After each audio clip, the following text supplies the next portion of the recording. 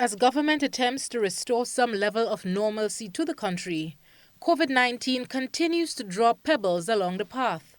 Former director of the Grenada Tourism Authority, William Joseph, believes the decision to cancel Sea Dream's arrival was a good call. Mr. Joseph acknowledged the fact that the country's health and wellness comes first, but he says it's a chicken and egg situation. We have to be smart about the situation, okay? There's a point of interaction between cruisers and the local population, whether it is vendors or taxi drivers or who else, right? It is the points of contact that we need to pay attention to. And in that regard, to ensure that on our side, as far as is possible, our people are prepared with adequate protective gear, and they do not, in their anxiety to get business, let their guard down. The tourism industry has been hardest hit by the pandemic. It has left hundreds of people unemployed or working with reduced salaries. While many clamor for another shutdown of the country's borders, Mr. Joseph does not think that the cancellation of the other ships, which are scheduled to call on Port St. George, is the answer. Should we shut the thing down? Should we say no to it? I don't think so.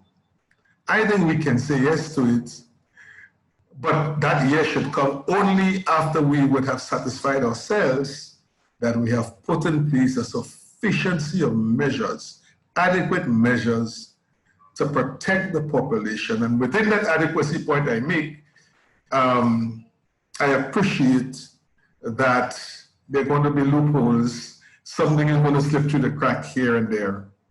It's never going to be perfect. So we're going to have to live with the thing. Government has repeatedly highlighted the significant decline in revenue, making it impossible to continue providing people affected by COVID-19 with a stimulus package. Joseph recognizes that taxi drivers, craft vendors, and others who provide service to the industry will feel the brunt of the economic fallout for a while. The vendors and taxi drivers and so on, they want to work. They want to work, and if tourists are prepared to come, then we owe them the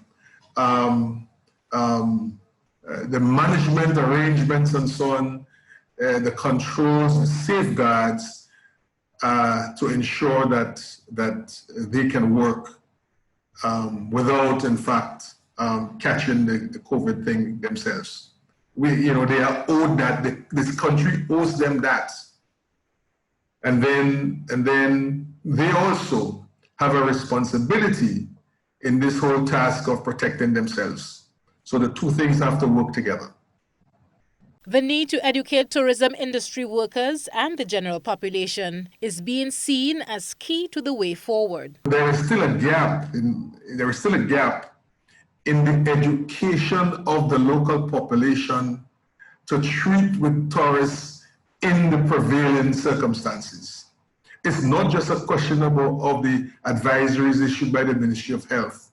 We are now talking about practical things. How should the ordinary Grenadian interact with the tourists on this destination? And I think the GTA has a responsibility to address that. And yes, it's doing a significant amount with the first line participants in the industry, but they need to do a lot more. The former tourism director's summation is that whether it is acknowledged or not, the fact is that every cruise ship or aircraft which comes to Grenada have the risk of bringing with them a case or more of COVID-19.